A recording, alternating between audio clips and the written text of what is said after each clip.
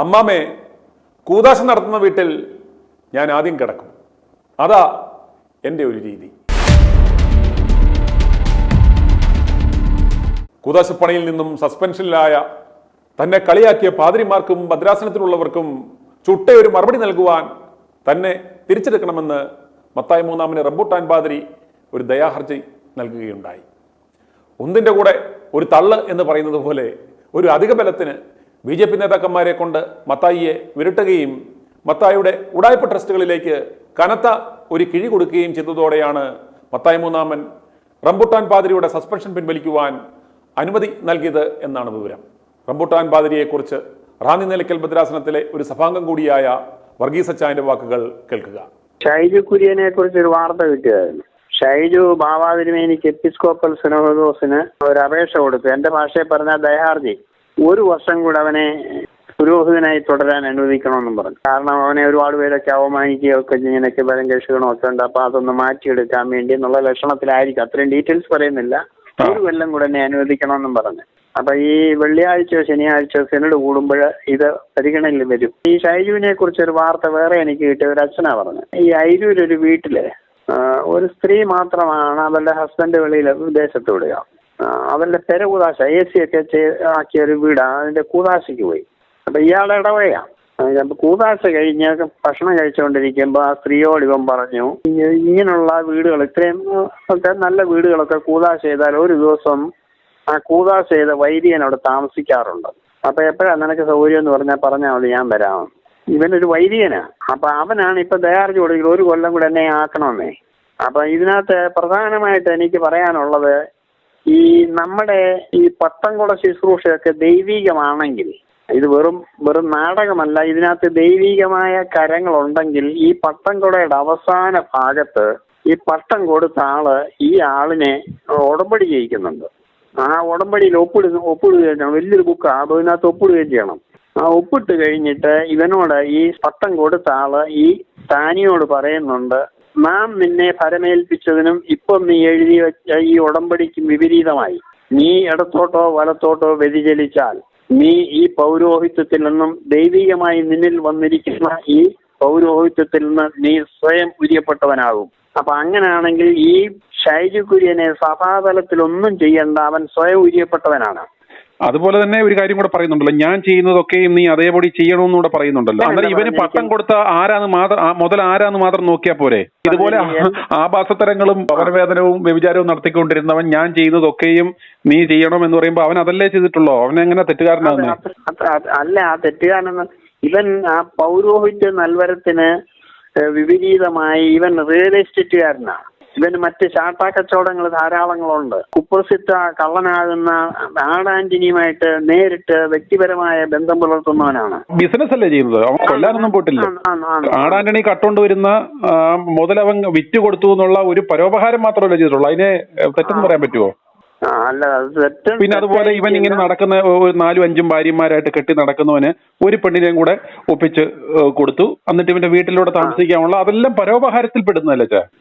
അല്ല, ആടാന്റണിക്ക് ഓരോ സ്റ്റേറ്റിലും ഓരോ സ്ഥലങ്ങളിലും പോകുമ്പോൾ ഭാര്യയെ കൊണ്ട് നടക്കാൻ മേത്തോണ്ട് ഓരോ സ്ഥലങ്ങളിൽ ഓരോ സ്ത്രീയെ അവൻ കരുതുന്നവനാണ്. അന്നേരം അതിനൊരു സഹായമല്ലേ ചെയ്തു കൊടുത്തത്? അതേ ഞാൻ പറയുന്നുള്ളൂ.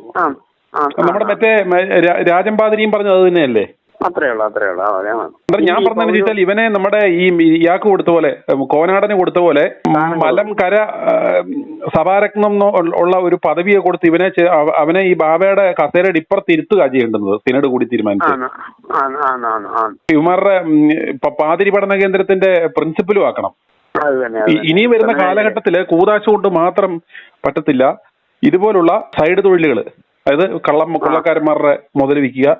ഈ ഒരു പുരോഹിതൻ ഇത്രയും അനാവശ്യങ്ങൾ കാണിച്ചാൽ, അതായത് പാപകരമായ അവസ്ഥകൾ കാണിച്ചാൽ, അതിനെക്കുറിച്ച് ശീമ നമസ്കാരത്തിൽ പറയുന്നുണ്ട്. ശനിയാഴ്ച സുത്താറ പ്രാർത്ഥനയിൽ ആകാത്ത കനിയിലേക്ക് നീട്ടിയ കൈ ദൈവീക കുർബാനയിന്മേലും പാപാവസ്ഥയിലേക്ക് നടന്നു നീങ്ങിയ കാൽപാദങ്ങൾ ദൈവീക ബലിപീഠത്തിന്മേലും സ്പർശിക്കുന്നത് യുക്തമല്ല. ഞാൻ പേരയ്ക്കായ റംബൂട്ടാൻ പോലെ ഇരിക്കും പൊളിച്ചാലെന്നൊക്കെ പറഞ്ഞ് സ്ത്രീ കുമ്പസാരിക്കുമ്പോഴൊക്കെ സ്ത്രീകളോട് പറഞ്ഞ ഇവൻ ഒരു പുരോഹിതനാണ്. ഇവനെ പൗരോഹിത്യം കൊടുത്ത കരങ്ങളെ പോലും ദൈവം ശിക്ഷിക്കും. കാരണം ഇത്രമാത്രം അയോഗ്യനും നടപടി ദോഷക്കാരനും ഈ തിന്മകളെല്ലാം ചെയ്തിട്ട് ഇവൻ ഇപ്പോഴും പുരോഹിതനായിട്ട് തന്നെ കുപ്പായോട്ട് നടക്കുമ്പോഴും റവറൻ ഫാദർ എന്നൊക്കെ ഉപയോഗിക്കുമ്പോൾ സാക്ഷാൽ ഭാഗ്യസ്മരണാർഹനായ ജോഷുവാച്ചനൊക്കെ റവറൻ ഫാദറിന് ചേർക്കുമ്പോൾ ഇവനും ചേർക്കുമ്പോൾ ഇത് തമ്മിലുള്ള വ്യത്യാസം എന്നാണെന്ന് ജനങ്ങൾക്ക് മനസ്സിലാകുന്നില്ല. മനോരമയിൽ ചിന്താവിഷയങ്ങളൊക്കെ എഴുതിക്കൊണ്ടിരുന്ന ജോഷുവാച്ചന് അദ്ദേഹം സ്വർഗീയ ഊർസ്ലേമിൽ അബ്രഹാമിന്റെ മടിയിൽ വിശ്രമിക്കുന്നുണ്ടെന്ന് ഞാൻ വിശ്വസിക്കുന്നുണ്ട്. ഇങ്ങനെയുള്ള പുരോഹിതന്മാർ ഈ സഭയിൽ ഉണ്ടായിട്ടുണ്ട്. അവരുടെക്കും റവറൻ ഫാദർ എഴുതുന്നു, ഈ തിന്മയുടെ റംബൂട്ടാനെന്നും പറഞ്ഞു നടക്കുന്ന ഈ തിന്മയുടെ അച്ചുതണ്ടാകുന്ന ഇവനും ഇത് എടുക്കുന്നു. അപ്പൊ ഈ കേൾക്കുന്ന ജനങ്ങൾ ഇതിൽ സത്യമേതെന്ന് എങ്ങനെ തിരിച്ചറിയും? സഭാകേന്ദ്രങ്ങള് പണമോ മറ്റു പ്രലോഭനങ്ങളോ കരുതി പ്രഭാഷകന്റെ പുസ്തകത്തിലും സദൃശവാക്യത്തിലും ഒക്കെ പറയുന്നത് രാജാവ് മദ്യപിക്കരുത്, മദ്യപിച്ചിട്ട് എളിയവന്റെ നീതി മറച്ചു കളയരുത്.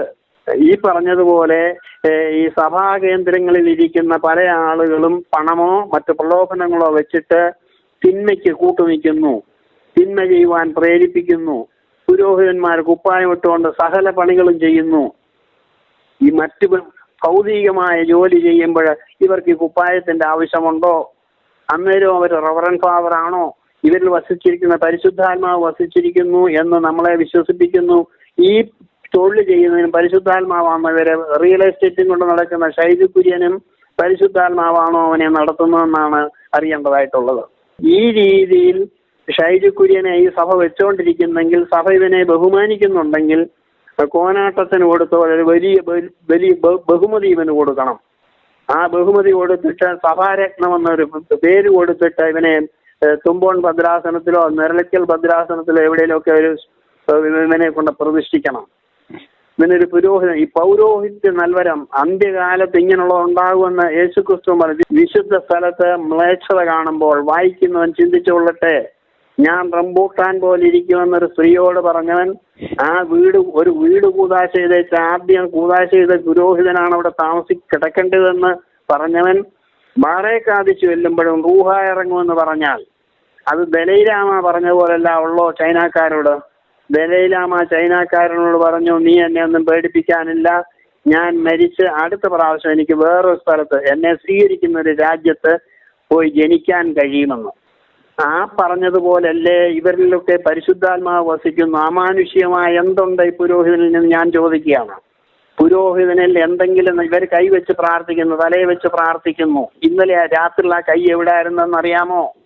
ഇവർ തലയെ കൈവച്ച് പ്രാർത്ഥിക്കുമ്പോൾ എന്തെങ്കിലും നന്മയുണ്ടാകണമെങ്കിൽ പരിമല തിരുമേനിയും പാമ്പാടി തിരുമേനിയും കടവിൽ മാറത്താനാവും മുത്തങ്കാവി തിരുമേനിയും ഒക്കെ ചെയ്തതുപോലെ രാത്രിയിൽ ദൈവസന്നിധിയിൽ ഈ കൈ മലർന്നിരിക്കണം.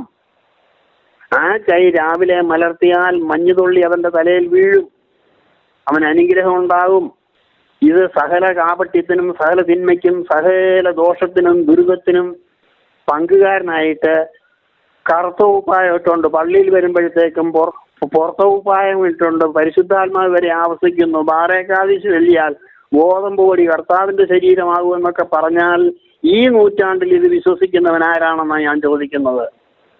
വീണ്ടും ഞാൻ ചോദിക്കുന്നു, ബാറേക്കാദിശ് വെല്ലിയപ്പോ ഇത് ഇങ്ങനെ തീരട്ടെ എന്ന് പറഞ്ഞ് അങ്ങനെ തീർന്നിട്ടുണ്ടെങ്കിൽ ഇത് ലാബറട്ടറിയിലായിട്ടൊന്ന് ടെസ്റ്റ് ചെയ്താൽ അങ്ങനെ ആയോ എന്ന് ഒരു റിപ്പോർട്ട് വരുത്താമോ? ഇതൊക്കെ ഈ മനുഷ്യനെ അന്ധവിശ്വാസത്തിലും പാപത്തിന്റെ മുകളിൽ പാപം കൂട്ടാനായിട്ട് നിർദോഷികളായ ജനങ്ങളെ വഞ്ചിക്കുന്ന ഒരു സമൂഹമായിട്ട് ഇത് മാറിയിരിക്കുകയല്ലേ? സങ്കടം കൊണ്ടും വേദന കൊണ്ടുമാണ് ചോദിക്കുന്നത്. ഷൈജു കുര്യൻ ഇത്രയും പാപം ചെയ്തിട്ടും അവനെ ഒരു ദുർഗുണ പാഠശാലയിൽ വിട്ട് പഠിപ്പിക്കുവാനോ അവനൊരു നല്ല ഉപദേശം കൊടുക്കുവാനോ അവന്റെ തൊപ്പിയും ബെൽറ്റും ഒന്ന് അഴിച്ചു വെച്ചേച്ച് ബൈബിൾ അവനെ പഠിപ്പിക്കാൻ ഈ സഭയ്ക്ക് കഴിഞ്ഞോ എന്നാണ് ഞാൻ ചോദിക്കുന്നത്. അല്ല, ആര് പഠിപ്പിക്കും? ഇതിനകത്ത് ഇവർ പറയുന്നത് പരിശുദ്ധ സിനഡ് എന്നാണ് ഇതിനെ പറയുന്നത്. ആ പരിശുദ്ധ സിനഡിൽ ഇരിക്കുന്ന ആരാ? ഒന്ന് കൊലക്കേസ് പ്രതി, 2 കൊലക്കേസ് പ്രതിയുണ്ട്, പിന്നെ ആ കൊലക്കേസ് പ്രതിയിലെ 2ാം പ്രതിയുണ്ട്, പിന്നെ സഹോദരന്റെ ഭാര്യയുമായിട്ട് അവിഹിത ബന്ധം കണ്ട് മനം നൊന്ന് നാട് വിട്ട സഹോദരനായിട്ടുള്ള മെത്രാൻ അവിടെ ഇരിപ്പുണ്ട്. അതുപോലെ മക്കളുള്ള 4 മെത്രാന്മാരുണ്ട്. ട്രാൻസ്ജെൻഡർ ആയിട്ടുള്ള മകളെയും അമ്മയെയും ഒരുമിച്ച് ഇപ്പോഴും വെപ്പാട്ടിയായിട്ട് കൊണ്ടു നടക്കുന്ന മെപ്പാനുണ്ട്. അതുപോലെ അമേരിക്കയിലെ പബ്ബുകളിലും വേശ്യാലയങ്ങളിലെ നിത്യസന്ദർശകനായ മെത്രാൻ ഇരിപ്പുണ്ട്.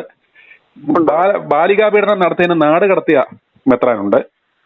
ബ്ലൂ ഫിലിം കൊണ്ടുവന്നതിന് എയർപോർട്ടിൽ അറസ്റ്റ് ചെയ്ത മെത്രാൻ ഇപ്പുണ്ട്. അതുപോലെ ഈ വൈദിക വിദ്യാർത്ഥികളുടെ പേടി സ്വപ്നമായിരുന്ന പ്രകൃതി വിരുദ്ധ നടത്തിയ കുണ്ടറ മെത്രാൻ അതിനകത്തിരിപ്പുണ്ട്. അതുപോലെ ഒരു ഗുണ്ടയുടെ വെപ്പാട്ടികളുടെ കൂടെ താമസിക്കുന്ന മാലഹ എന്നുള്ള പേരുള്ള ഒരു മെത്രാൻ ഇരിപ്പുണ്ട്. ഇങ്ങനെ നോക്കിക്കഴിഞ്ഞാൽ ഇതിനകത്ത് ഒറ്റ ഒരുത്തം പോലും എന്നിട്ട് സ്നേഹിച്ച പെണ്ണിനെ കെട്ടാൻ സാധിക്കാതെ അച്ഛനായ അവൻ ഇപ്പം മെത്രാനായവൻ ഉണ്ട്. അങ്ങനെ ആവാസന്മാരും സർട്ടിഫൈഡ് എ ക്ലാസ് അലവലാദികളുമാണ് ഇരിക്കുന്നത്. അതല്ലാന്ന് ഇവർ നമ്മളെ ഒന്ന് ചലഞ്ച് ഏതെങ്കിലും ഒരു മെത്രാൻ ചലഞ്ച് ചെയ്യുകയാണെന്നുണ്ടെങ്കിൽ നമ്മളവരെ പരസ്യമായിട്ട് ഈ പറയുന്ന ഈ റംബൂട്ടാൻ ഷൈജു പിന്നെ തിരിച്ചെടുത്തു കഴിഞ്ഞാൽ നമ്മൾ ഇവന്മാരെ ഓരോന്നിനെയും അനാവരണം ചെയ്യുന്നതായിരിക്കും. ഓരോരുത്തരും ഇവന്മാര് അത് വിശ്വാസികൾ തീരുമാനിക്കട്ടെ. ഒരു പബ്ലിക് റെഫറണ്ടത്തിന് നമ്മൾ കൊടുക്കുകയാണ്. ഇവന്മാര് മെത്രാൻ എന്ന് പറഞ്ഞിരിക്കുക ഇവന്മാര് യോഗ്യനാണോ? ഇവന്മാരുടെ ചരിത്രം ഇവന്മാരുടെ കഥ ഇതാണെന്ന് പറഞ്ഞാൽ തെളിവുകളുടെ അടിസ്ഥാനത്തിൽ നമുക്ക് ഇവന്മാരെ എന്താ പറഞ്ഞ ഒരു വിശ്വാസികളുടെ വിചാരണയ്ക്ക് നമുക്ക് വിധേയരാക്കാം. മറ്റൊരു വസ്തുതയോടെ പറയാനുള്ളത്, ഈ ഷൈജു പോലെ തന്നെ ധാരാളം ഉണ്ട്. ഈ പിന്നെ എന്ന് പറഞ്ഞുകൊണ്ട് തണ്ണിത്തോട്ടിൽ ഒരാൾ താമസിക്കുന്നുണ്ട്. പീഡനത്തിന് ഒളിവിൽ പോയിച്ചുകൊണ്ട് താമസിപ്പിക്കുന്നുണ്ട്. മൈലപ്രാശ്രമത്തിന്റെ ചുമതലയിൽ അവനെ താമസിപ്പിക്കുന്നുണ്ട്. പ്രകൃതി വിരുദ്ധമായ പീഡനം നടത്തി കേസായിട്ട് ഒളിവിൽ പോയത് അവനെ മൈലപ്രാശ്രമക്കാരുകൊണ്ട് സംരക്ഷിക്കുന്നുണ്ട്. ഇതുപോലെ ധാരാളം വൈദികരുണ്ട്. ഈ വൈദികരെ എന്തുകൊണ്ട് സഭാകേന്ദ്രം ശാസിക്കുകയോ ഉപദേശിക്കുകയോ ശിക്ഷിക്കുകയോ ചെയ്യാത്ത എന്താണെന്നൊരു ചോദ്യത്തിന് ഒരേ ഒരു മറുപടിയേ ഉള്ളൂ. യേശുക്രിസ്തു പണ്ട് പറഞ്ഞതുപോലെ, നിങ്ങളിൽ പാപമില്ലാത്തവർ ആദ്യം അവളെ കല്ലെറിയട്ടെ. അങ്ങനെ പാപമില്ലാത്ത ഒരു വ്യക്തി, അല്ലെങ്കിൽ മുമ്പേ സൂചിപ്പിച്ചതുപോലെ പാമ്പാടി തിരുമേനിയെ പോലെ നീതിമാനായ ഒരാൾ ഉണ്ടായിരുന്നെങ്കിൽ ഈ ഷൈജുവിനെ പിന്നെ അവനെ കൊല്ലണമെന്നോ അവനെ കുപ്പായ ഊരിക്കണമെന്നോ ഒന്നുമല്ല ഞാൻ പറയുന്നത്. അവനൊരു മനപരിവർത്തനം വരുത്താൻ വേണ്ടി ഒരു ദയറായിൽ വിട്ടൊരു 3 മാസം അവനെ ധ്യാനത്തിന് ഇരുത്താൻ കഴിഞ്ഞോ? വീണ്ടും ഈ ഉളുക്കിയ കാലം കൊണ്ട് ഓടാൻ വേണ്ടി വീണ്ടും അവനെ തന്നെ ഒരു വികാരിയായിട്ട് നടത്താൻ വേണ്ടി നീക്കോദിമോസൊക്കെ ഓടി നടക്കുക. ഈ ഉളുക്കിയ കാലം കൊണ്ട് ഓടിനാൽ പിന്നത്തെ അനുഭവം എന്തുവാ? അതിനൊരു തിരുമി അതിന് ചികിത്സ ചെയ്തിട്ട് വേണ്ടേ വരാൻ. ഇങ്ങനെ ഒരു ചികിത്സ ചെയ്യുന്നൊരു രീതി ഈ സഭയ്ക്ക് ഇന്ന് വരെയും ഇല്ല. മുൻപുണ്ടായിരുന്ന പിതാക്കന്മാരുണ്ടായിരുന്നു. മുമ്പ് ഞാൻ കേട്ടിട്ടുണ്ട് ഒരു വൈദികന്, പിന്നെ ഞാൻ പേരും അഡ്രസ്സും ഒന്നും വ്യക്തമായിട്ട് പറയുന്നില്ല, വൈദികന് ഓർത്തഡോക്സിൽ ചേർന്ന് നിന്ന മറ്റൊരു വിഭാഗത്തിന്റെ വൈദികൻ പെന്തിക്കോസ്തിൽ പോയി.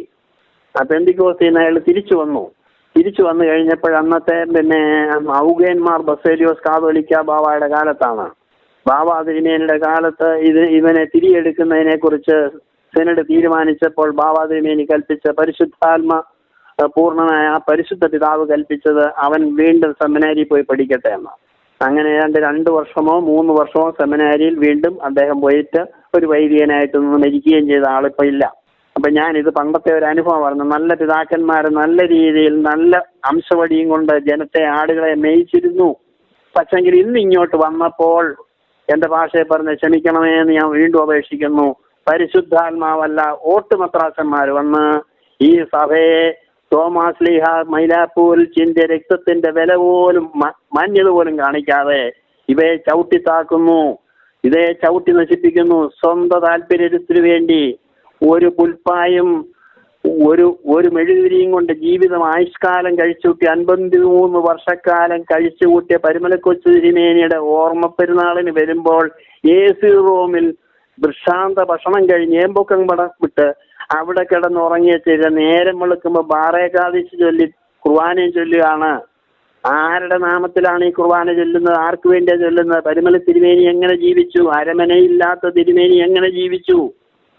ആ ജീവിച്ച തിരുമേനി ഒരു പുൽപ്പായയിൽ ഇരുന്ന് നേരം വെളുക്കുന്നവരെ ഇരുന്ന് പ്രാർത്ഥിച്ചുവെങ്കിൽ അദ്ദേഹത്തിന്റെ ഓർമ്മയ്ക്ക് വരുന്നവർക്ക് താമസിക്കാൻ വേണ്ടി പരിമല നെടുക AC റൂം സ്ഥാപിച്ചിരിക്കുകയാണ്. ഈ AC റൂമിൽ കിടക്കുന്നവൻ വണ്ണം പേരുത്താലും മണ്ണിനിരയാകെ കൊട്ടാരമായാലും വിട്ടേ മതിയാകും. ഈ AC റൂമിൽ കിടന്നവൻ എവിടെ കൊണ്ട കുഴിച്ചിട്ടാലും പുഴുവിനിരയായി തീരും. പരിമല തിരുമേനി ദ്രവത്വം കണ്ടില്ല. അദ്ദേഹം ആനന്ദങ്ങളുടെ പറുദീസായിലിരുന്ന് ഇന്നും പരിമലയിലിരുന്ന് മലങ്കര സഭയെ വാഴുന്നുണ്ട്, മലങ്കര സഭയെ നയിക്കുന്നുണ്ട്.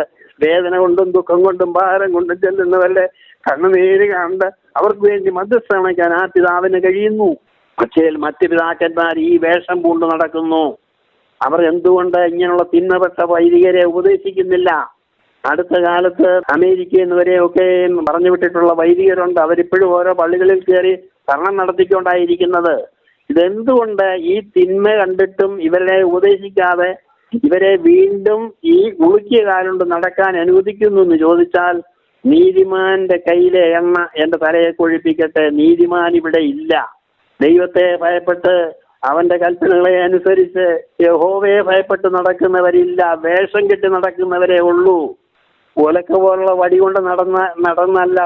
അഹറോന്റെ വടി മാത്രമേ തളിർത്തിട്ടുള്ളൂ. 12 വടി വെച്ചതിൽ അഹറോന്റെ വടി മാത്രമേ തളിർത്തുള്ളൂ. 11 വടി തളിർത്തില്ല. തളിർക്കാത്ത വടിയായിക്കൊണ്ട് നടക്കുന്നത്. യേശു കൊടുത്ത വടിയായിരുന്നെങ്കിൽ വിശ്വസ്തയോടെ തന്റെ ആട്ടിൻകൂട്ടത്തെ നടത്തുമായിരുന്നു. അത് നടത്തിയിട്ടില്ല. ഇത് അവർക്ക് സ്വന്തം പണം വർദ്ധിക്കണം, ബാങ്ക് ബാലൻസ് വർദ്ധിപ്പിക്കണം, ഫ്രണ്ട്ഷിപ്പ് ഉണ്ടാകണം, ദേശത്തുമാണ് ദൈവം ഉണ്ടാകാൻ ഒരു മേന്മ ഉണ്ടാകാൻ ഇവർ ആഗ്രഹിക്കുന്നില്ല. അതുകൊണ്ട് ഇത് പറയുന്നത് പരിഹസിക്കാൻ പറയല്ല, ശാസിക്കാൻ പറയുന്നതല്ല, ഒരു പരിവർത്തനത്തിന് വേണ്ടി സങ്കടം കൊണ്ട് പറയുകയാണ്. ജനങ്ങൾ ഇത് ഏറെ നാൾ പൊറുക്കുകയില്ല. വട്ടശ്ശേരി തിരുമേനിയുടെ കാലത്ത് സഭയുടെ സെൻസസ് എടുത്തപ്പോൾ 15 ലക്ഷം പുരുഷന്മാരെന്ന് കണ്ടു. ഇന്ന് എത്ര ലക്ഷത്തെ എണ്ണിക്കാണിക്കാമെന്നാണ് ഞാൻ ചോദിക്കുന്നത്. പെന്തിക്കോസ്തിൽ പോകുന്നു, കത്തോലിക്കയിൽ പോകുന്നു, റീത്തിൽ പോകുന്നു, എങ്ങും പോകാതെ വീട്ടിലിരിക്കുന്നു, നിരീശ്വരന്മാരായി വീട്ടിലിരിക്കുന്നു. ഇതിന്റെ എല്ലാം കാരണം ദൈവത്തിന്റെ പ്രവൃത്തി ഇല്ലാഞ്ഞിട്ടല്ല, ദൈവദാസന്മാരുടെ പ്രവൃത്തി കണ്ട് മനം മടുത്ത് വിശ്വാസികള് പ്രാർത്ഥനയും ദൈവത്തെ ഉപേക്ഷിച്ച് നിരീശ്വരന്മാരാകുന്നു. അമേരിക്കയിലും തോളപ്പെട്ട സ്ഥലങ്ങളിലൊക്കെയും പള്ളികൾ വിൽക്കുന്നത് ഇതുകൊണ്ട് തന്നെയാണ്. ഏറെ താമസിക്കാതെ മലങ്കര സഭയിലും പള്ളി പിടിച്ചെടുത്തതും എടുക്കാത്തതും ഒക്കെ വിൽക്കാൻ തുടങ്ങും.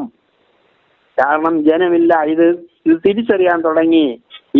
ഈ കുപ്പായത്തിനകത്ത് നിൽക്കുന്ന കുഞ്ഞാടിന്റെ വേഷം പൂണ്ട ചെന്നായ്ക്കളാണെന്ന് വിശ്വസിക്കാൻ ജനങ്ങൾക്ക് ബുദ്ധിയുള്ള മനുഷ്യർ തിരിച്ചറിയാൻ തുടങ്ങി. അതുകൊണ്ട് ഞാൻ നിരീശ്വരത്വമല്ല ഞാൻ ഈ പറയുന്നത്. ഇങ്ങനെയുള്ളതായ പാപം ചെയ്തിട്ടുള്ളതായ, സാമൂഹ്യ ദ്രോഹം ചെയ്തിട്ടുള്ളതായ, കുപ്പായം ഇട്ടുകൊണ്ട് റിയൽ എസ്റ്റേറ്റ് നടക്കുന്ന ഇങ്ങനെയുള്ള ഈ ഭിക്ഷാന്തേഹികളായി ഈ കപടവേഷം ധരിച്ച് നടക്കുന്ന ഇവരെ ഒരു മാനസാന്തരാനുഭവത്തിലേക്ക് ഏതെങ്കിലും തയ്യാറാകളിലോ ഏതെങ്കിലും ആശ്രമങ്ങളിലോ ഇവർ പോയി 1 കൊല്ലം 1.5 കൊല്ലം പോയിരുന്ന് തപസ് ചെയ്യണം. ഇവരുടെ പാപങ്ങൾ ദൈവം പൊറുക്കണം. ഈ സഭയല്ല ഇത് പൊറുക്കേണ്ടത്. ദൈവം ഇവരുടെ പാപം പൊറുക്കണമെങ്കിൽ ഇവരുടെ ഹൃദയം കൂടെ ശുദ്ധിയായേ പറ്റൂ. ഹൃദയം കപടമാണ്. ഈ നൊയമ്പ് കാലത്ത് ഈ കപട പുരോഹിതന്മാർക്ക് വേണ്ടി വിശ്വാസികൾ പ്രാർത്ഥിക്കണമേ എന്ന് ഞാൻ അപേക്ഷിക്കുകയാണ്. നമുക്ക് വേണ്ടിയാണ് ഇവർ പ്രാർത്ഥിച്ചുകൊണ്ടിരിക്കുന്നത്, നമുക്ക് വേണ്ടിയാണ് കുർബാന ചൊല്ലിക്കൊണ്ടിരിക്കുന്നത്. നമ്മളിനി തിരിച്ചു ചെയ്യേണ്ടിയിരിക്കുന്നു. അതുകൊണ്ട് കുറുന്തോട്ടിക്കാണ് വാദം പിടിച്ചിരിക്കുന്നതെന്ന് മാത്രം ഓർത്താൽ മതി. ഇതിന് ചികിത്സ ഇവിടെ കിട്ടും. കുറുന്തോട്ടിക്ക് വാദം പിടിച്ചാൽ എന്ത് ചെയ്യും? സകലവാദത്തിനും പരിഹാരമാണ് കുറുന്തോട്ടി. അതിന് കയറി വാദം പിടിച്ച് വേലി കയറി വിള തന്നെയാണ്. ഷൈജു കുര്യന്റെ അവൻ ദയാർജി കൊടുത്തിരിക്കുന്ന 1 കൊല്ലം കൂടെ എന്നെ എടുക്കണമേ എന്നും പറഞ്ഞു. ഈ ദയാർജി ഒന്നും ദൈവസന്നിധിയിൽ വില പോവുകയില്ല. ഇത് സഭാകേന്ദ്രം മനസ്സിലാക്കണം. നിങ്ങൾക്ക് മനസ്സിലാക്കാൻ കഴിയുന്നില്ലെങ്കിൽ പ്രാർത്ഥനാ ജീവിതമുള്ള വിശുദ്ധ ജീവിതം നടത്തുന്നവർ അവിടെ ഇവിടെയൊക്കെ ഓരോരുത്തടത്തുണ്ട്. അവരോട് ആലോചന ചോദിച്ചാൽ ദൈവത്തിന്റെ പരിശുദ്ധാത്മാവിൽ വെളിപ്പെടുത്തുന്ന കാര്യങ്ങൾ അവർ പറഞ്ഞു തരും. വടിയും പിടിച്ച് നടന്ന് തൊപ്പിയും വെച്ച് നടന്നുകൊണ്ട് പരിശുദ്ധാത്മാവ് കിട്ടത്തില്ല. ഇതെല്ലാം ഒന്ന് ഊരി വെച്ചേച്ച്, തൊപ്പിയും ബെൽറ്റും എല്ലാം ഒന്ന് ഊരി വെച്ചേച്ച് തറയിലൊരു പുൽപ്പായിട്ട് അവിടെ ഇരുന്ന് പ്രാർത്ഥിക്കണം രാത്രി കാലങ്ങളിൽ. അപ്പോൾ ദൈവത്തിന്റെ ആത്മാവ് അവരോട് സംസാരിച്ച് അവർക്ക് സുബോധം കിട്ടും. അതുകൊണ്ട് ഇങ്ങനെയുള്ളതായ ഈ പ്രവണതയിൽ ഇന്ന് ഈ നൊയമ്പ് കാലം ഏറ്റവും കൂടുതൽ പ്രാർത്ഥിക്കുന്ന വിശ്വാസികളുടെ സമൂഹം സഭയെ സ്നേഹിക്കുന്നുണ്ടെങ്കിൽ, സഭയെന്ന് ഞാൻ ഉദ്ദേശിക്കുന്നത് കാൽവറിയിലെ രക്തത്തോട് നന്ദിയുണ്ടെങ്കിൽ, മൈലാപ്പൂർ ചിന്നമലയിൽ തോമസ് അപ്പോസ്തലൻ ചിന്ത രക്തത്തോട് നന്ദിയുണ്ടെങ്കിൽ, ഈ കുപ്പായക്കാർക്ക് വേണ്ടി പ്രാർത്ഥിക്കണമേ. ഇവരുടെ അഹങ്കാരങ്ങളും ഇവരുടെ ദ്രവ്യാഗ്രഹങ്ങളും ഇവരുടെ ജഡീയ മോഹങ്ങളും ഒന്ന് മാറ്റി ഈ കുഞ്ഞാടിനെ ആടിനെ വളർത്താനായിട്ട് ഇവരെ അയച്ചു. ആടിനെ കയറി തിന്നുന്നവരാകാതെ, കറന്നിട്ട് പാല് കിട്ടാഞ്ഞിട്ട് അതിന്റെ ചെറുതലറുത്തെടുക്കുന്നവരായി തീരാതെ, ദൈവത്തെ ഭയപ്പെട്ട് നടക്കുന്നവരായി തീരാൻ ഈ വർഗത്തിന് വേണ്ടി വേണം പ്രാർത്ഥിക്കാൻ. വേറെ ആർക്കും വേണ്ടി പ്രാർത്ഥിക്കണ്ട. കടൽക്കരയിലെ മണൽ ശുദ്ധിയാകുന്നത് പോലെ ഇവരെ ശുദ്ധിയാക്കട്ടെ. ആകാശത്തെ നക്ഷത്രങ്ങളെ പോലെ ഇവര് തേജസ്സുള്ളവരായി തീരട്ടെ. അതിന് ദൈവം തന്റെ പരിശുദ്ധാത്മാവ് മൂലം ഇടയാക്കട്ടെ എന്ന് പ്രാർത്ഥിച്ചും അപേക്ഷിച്ചും വിശ്വസിച്ചും കൊണ്ട് ഞാൻ വാക്കുകൾ ചുരുക്കുന്നു. ഭദ്രാസനക്കാർ ഉടക്കുവാൻ സാധ്യതയുള്ളത് കൊണ്ട് റംബുട്ടാൻ പാതിരിയെ മത്തായി മൂന്നാമന്റെ മുഖ്യ ഉപദേഷ്ടാവായും പീഡക കുപ്പായ തൊഴിലാളി സഹകരണ സംഘത്തിന്റെ പ്രസിഡന്റായി നിയമിക്കുവാനും അദ്ദേഹത്തെ അസുരലോകത്തിൽ തന്നെ ഒരു പ്രത്യേക ഇരിപ്പിടം കൊടുത്ത് ഇരുത്തുവാനും തീരുമാനമായിട്ടുണ്ട്. i2i News, an eye for truth. i2i News subscribe ചെയ്തിട്ടില്ലാത്തവർ ഇപ്പോൾ തന്നെ സബ്സ്ക്രൈബ് ചെയ്യുക. നോട്ടിഫിക്കേഷൻ ലഭിക്കുവാൻ ബെൽ ബട്ടണും അമർത്തുക.